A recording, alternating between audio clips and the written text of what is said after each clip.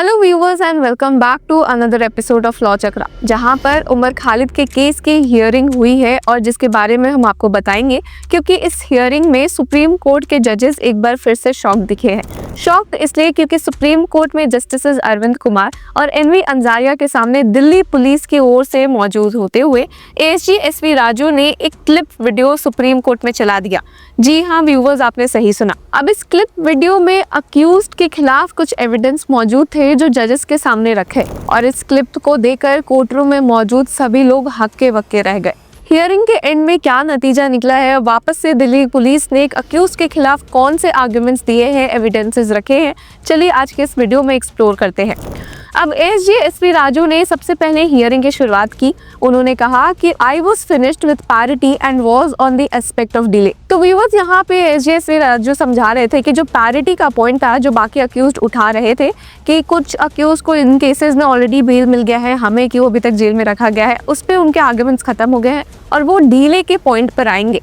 कि अक्यूज का कहना है, जैसे कि उमर खालिद, शर्जिल इमाम, इनका कहना है कि इस केस में ट्रायल बहुत ही डिले हो रहा है, इसलिए उन्हें बेल मिल जानी चाहिए। इस पॉइंट पर आर्ग्यू करेंगे एएसजी एसवी राजू और ये कहेंगे कि कैसे डिले जो है वो दिल्ली पुलिस या प्रोसिक्यूशन के साइड से नहीं है, बल्कि अक्यूज्ड की ही तरफ से है। अब एएसजी एसवी राजू ने कहा कि डिले था हाईकोर्ट के जजमेंट के बाद भी देखने को मिला है। अब यहाँ पर एसवी राजू ने समझाया कि कैसे अक्यूज के जो काउंसिल्स थे उन्होंने कितने डेट्स पर आर्ग्यू नहीं किया था, जिसकी वजह से भी यहाँ डिले देखने को मिला है। और ऐसा नहीं है कि सिर्फ दिल्ली पुलिस से प्रोसिक्यूशन के साइड से डिले हुआ है। जिसके बाद एएसजी एसवी राजू ने जजमेंट से भी रीड आउट किया कि even if the co accused is responsible for the delay in the accused can't take advantage of that. और जिसके बाद अब एएसजी एसवी राजू ने एक वीडियो चला दिया अक्यूज्ड शर्जिल इमाम का एज एविडेंस, जिसकी वजह से ही सुप्रीम कोर्ट की इस हियरिंग में आज तहलका मच गया। अब शर्जिल इमाम के कई स्पीचेस का वीडियो था जिसमें उनको कहते हुए सुना गया कि सरकार छोड़ो, कोर्ट को उनकी नानी याद आ जाए, कोर्ट किसी का नहीं है, ट्रिपल तलाक में क्या हुआ, क्या किया इन्होंने, वो हमने देखा ही है। मुस्लिम मर्दों को जेल भेजने की तैयारी कोर्ट ने की रखी थी। कुछ ऐसे लफ्ज इस्तेमाल करते हुए शर्जिल इमाम को उन वीडियोस में देखा गया जो दिल्ली पुलिस ने एज एविडेंस सुप्रीम कोर्ट को दिखाया। फर्दर वीडियो में दिखा भी गया उनको बोलते हुए कि the objective of the chakka jam is to stop water and milk supply in Delhi, there should be chakka jam in all the cities where Muslims reside. अब यहाँ पर सुप्रीम कोर्ट बेंच ने पूछा कि क्या ये सब चार्जशीट का पार्ट है, तो एएसजी एसवी राजू ने कहा कि यस, और बेंच ने कहा कि we have noted that this is just a part of the video. Senior advocate Siddharth Dave जो कि शर्जिल इमाम की तरफ से मौजूद थे, उन्होंने कहा कि ये माइक्रो पार्ट है, this is all for prejudice, but bench ने उन दोनों को वापस भेज दिया। हालांकि बेंच ने इस पॉइंट पर कहा कि will come back, both of you are hungry, इसलिए आप ज्यादा बहस कर रहे हो। लंच ब्रेक के बाद हियरिंग स्टार्ट हुई तो एएसजी एसवी राजू ने कहा, what does this show called trailer से? He says that it should be a dharna and he says that it should be a violent protest and Assam should be separated from India. Then he says that this is an issue of 4 countries and this is an international issue. Then he mentions chicken leg which joins Assam from India, and then he says that we only require people to cover this 26 kilometers of chicken leg. The fourth thing he said about triple talaq and maligns the court as well by saying कि court की नानी याद करा देंगे, and then he talks about Babri मस्जिद as well. तो यहाँ पर एएसजी एसवी राजू ने समझाया कि कैसे शर्जिल इमाम अपने इन स्पीचेस की वजह से ही इंसाइट किया था वायलेंस, जिसकी वजह से दिल्ली राइट्स 2020 देखने को मिले थे। अब इस पर बेंच ने कहा कि I don't think he says violent protest. इस पर एएसजी एसवी राजू ने समझाया कि he says that people should be ready for लाठी चार्ज एज वेल। इस पर बेंच ने कहा कि इंस्टिगेशन बेसिकली हुआ है, जिससे एएसजी एसवी राजू ने अग्री किया। अब इस पर एएसजी एसवी राजू ने कहा भी कि वो एक टाइमलाइन शो करेंगे to show that this was at the time of CAA. He says that we will deprive Delhi of essentials like milk and vegetables. Economic security is part of UAPA. Donald Trump was visiting India and they wanted to grab attention of the international media. He just did not target Delhi but other cities. Successful or not is another thing. They were successful in Delhi. Intellectuals turning into terrorists is more dangerous than local worker as they have the capacity of turning people.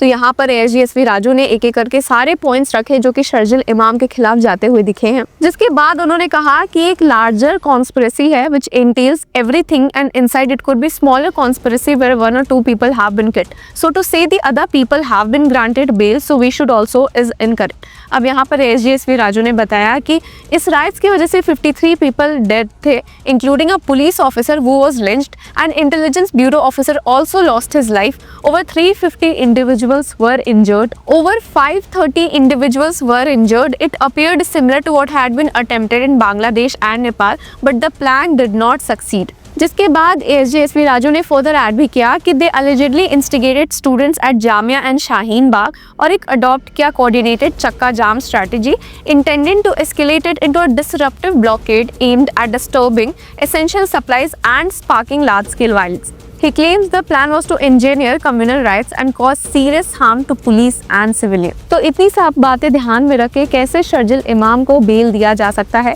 एक ऐसा ही सवाल एसडीएसपी राजू ने supreme court bench के सामने पेश करने की कोशिश की. जिसके बाद उन्होंने फर्दर कहा कि अपने प्लान को और सपोर्ट करने के लिए, प्लान बढ़ाने के लिए the Delhi protest support group was formed with a WhatsApp group for coordination. On Umar Khalid's instruction, a JMI coordination committee and its WhatsApp group were also created, allegedly using a phone number obtained with fake documents. Further उन्होंने कहा कि शर्जिल के जो speeches थे वो जामिया और अलीगढ़ में दिए गए थे. Umar Khalid on the other hand had been allowed to attend an event on the condition that he would not speak.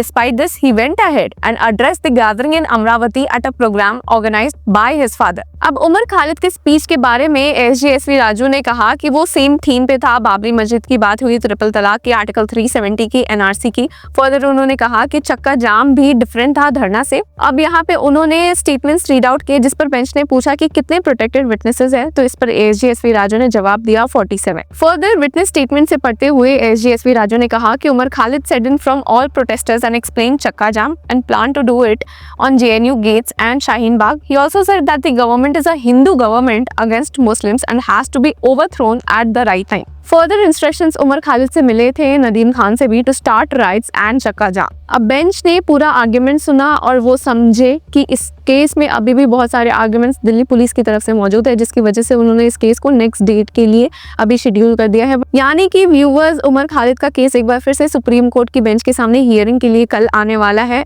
अब इस केस में और क्या लेटेस्ट अपडेट्स देखने को मिल सकते हैं? क्या एसडीएसपी राजू वापस से कुछ और वीडियो क्लिप सुप्रीम कोर्ट में चलाकर लोगों को चौंका देंगे? ये सब देखने के लिए, जानने के लिए जुड़े रहिए विद लॉ चक्र.